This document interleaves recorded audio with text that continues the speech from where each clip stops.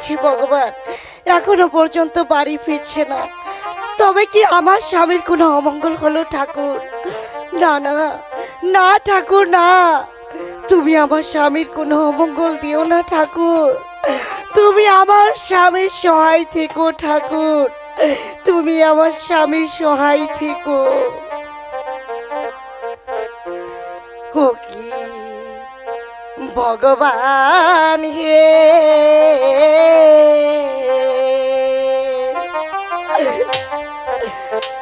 কতই দুঃখ ছিল আমার কপালে, কতই দুঃখ ছিল আমার কপালে।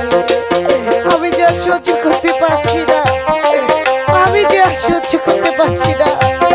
ক্ষুধার জ্বালা আমার শরীর কেঁপে কেঁপে আসছে ঠাকুর।